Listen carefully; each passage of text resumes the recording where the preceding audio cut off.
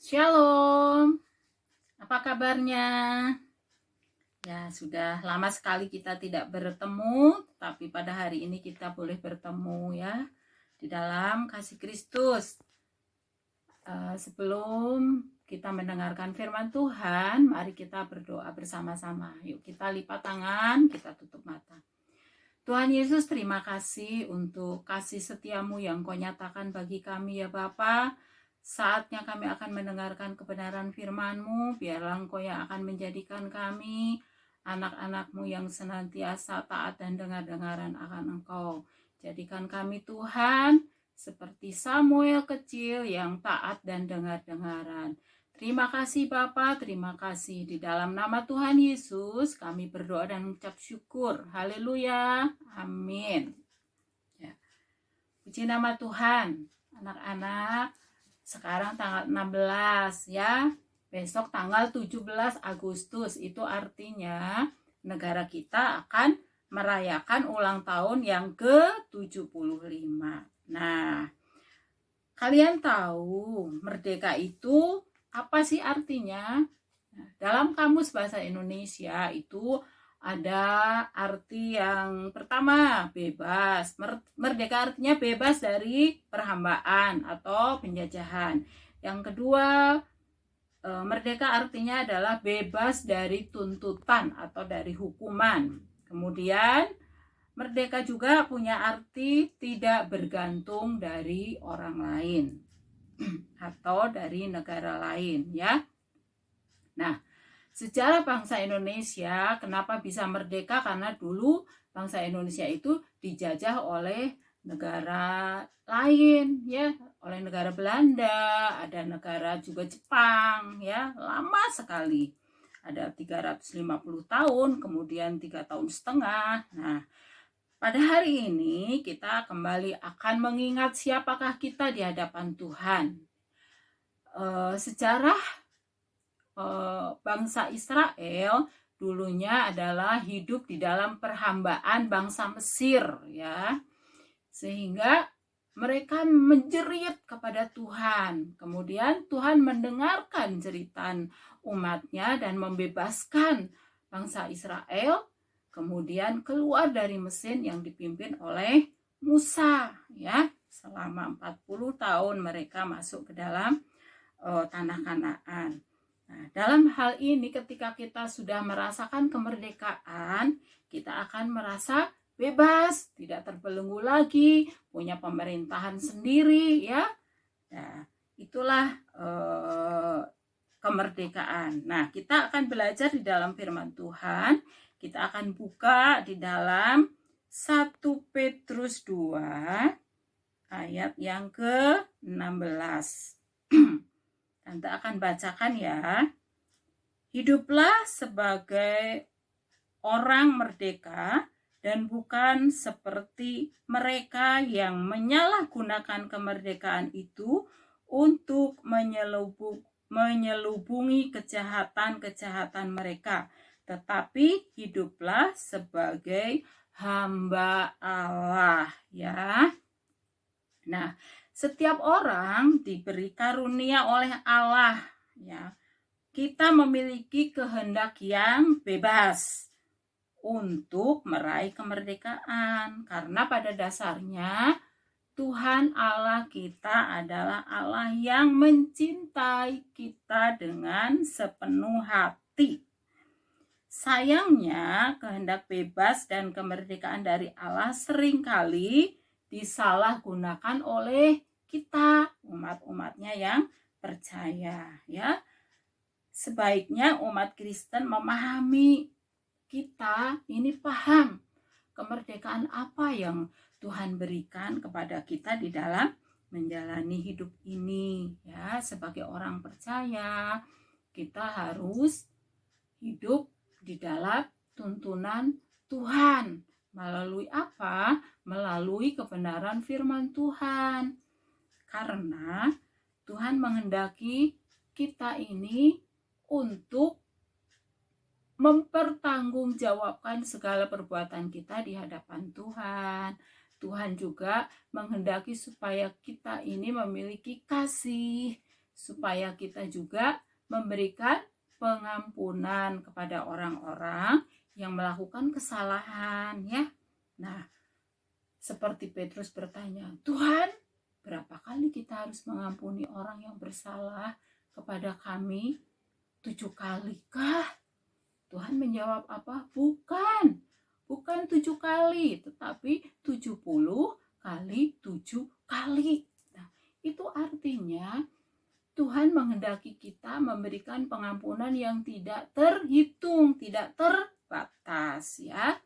Nah, di dalam Matius 18 ayat yang ke-22, ya, ada satu perumpamaan yang Tuhan katakan. Nah, nanti akan baca, ya.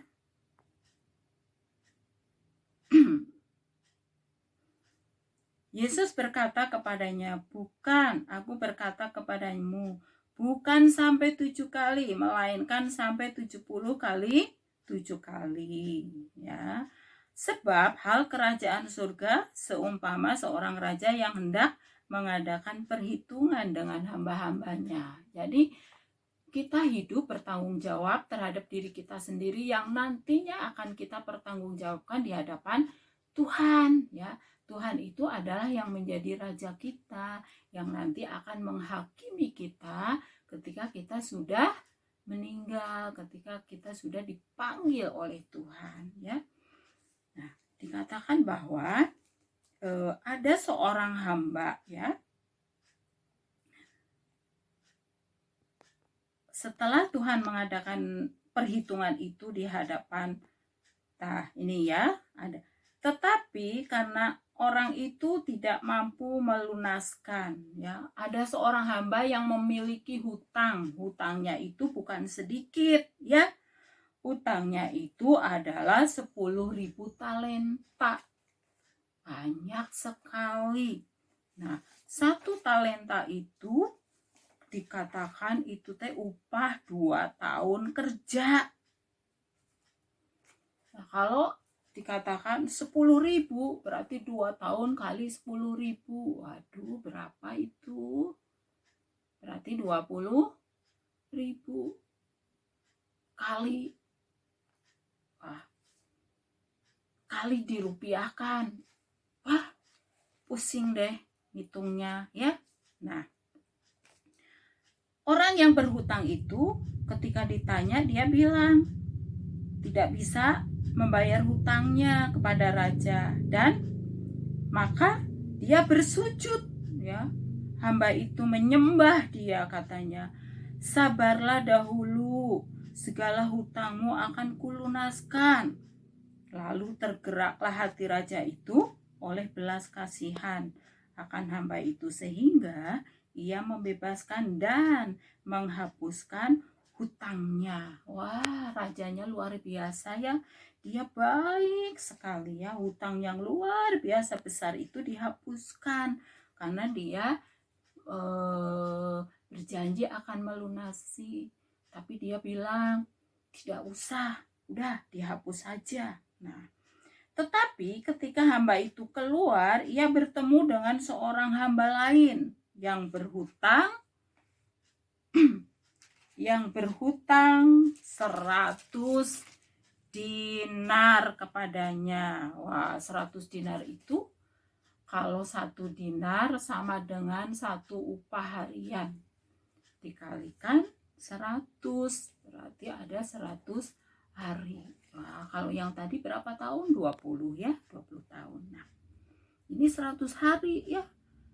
Tetapi ia menangkap dan mencekik kawannya itu. Katanya, bayar hutangku, bayar hutangmu kepadaku. Maka sujudlah kawannya itu dan memohon kepadanya, sabarlah dahulu, hutangku itu akan ku lunaskan. Tetapi ia menolak dan menyerahkan kawannya itu ke dalam penjara sampai dilunaskannya hutangnya. Melihat itu, kawan-kawannya yang lain sangat sedih, lalu menyampaikan segala yang terjadi kepada tuan mereka. Raja itu menyuruh memanggil orang itu dan berkata kepadanya, hei hamba yang jahat, seluruh hutangmu telah kuhapuskan karena engkau memohonkan kepadaku. Bukankah engkau pun harus mengasihani kawanku seperti aku telah mengasihani engkau? Nah, inilah yang dimaksud di dalam doa Bapa kami. Ketika kita berdoa, Tuhan, ampunilah segala kesalahan kami seperti kami juga mengampuni orang yang bersalah kepada kami. Karena Tuhan bilang, jika engkau tidak mengampuni, maka Bapamu yang di surga juga tidak akan mengampuni. Jadi, siapa yang mau diampuni di sini? Kita harus mengampuni. Ya, tante, kalian semua adalah orang-orang yang seringkali merasa emosi, ya, marah. Jadi, saat ini kita belajar bahwa Tuhan menghendaki kita untuk selalu mengampuni. Berapa kali mengampuni? 70 kali 7 kali. Jadi tidak terbatas, itu dalam sehari kita harus mengampuni orang 70 kali 7 kali. Wah, luar biasa ya. Tetapi pada prakteknya tidak mungkin orang bersalah kepada kita sampai berkali-kali seperti itu. Maksud Tuhan adalah berapa kali pun orang atau teman kita bersalah, kita harus tetap mengampuni. Karena seberapa banyak teman kita melakukan kesalahan, masih lebih banyak kesalahan yang kita lakukan di hadapan Tuhan, yang kelak kita akan mendapatkan pengadilan, ya. Oke, puji nama Tuhan. Firman Tuhan cukup sampai di sini, dan kita akan memberikan ayat hafalan, ya. Ayat hafalannya adalah dari tadi 1 Petrus 2 ayat yang ke-16. Hiduplah sebagai orang merdeka dan bukan seperti mereka yang menyalahgunakan kemerdekaan itu untuk menyelubungi kejahatan-kejahatan mereka, tetapi hiduplah sebagai hamba Allah. Puji Tuhan, kita akan kembali berdoa. Terima kasih Tuhan untuk firman-Mu. Kami tahu bahwa ketika Engkau menebus kami menjadi orang yang merdeka, kami tetap hidup di dalam Tuhan, menjadi seorang yang taat dan dengar-dengaran kepada kehendak-Mu. Tuhan yang akan menuntun kami, di dalam kami menjalani hidup kami, di dalam kami mengampuni orang yang bersalah kepada kami. Terima kasih Tuhan, dalam nama Tuhan Yesus kami berdoa dan mengucap syukur. Haleluya. Amin.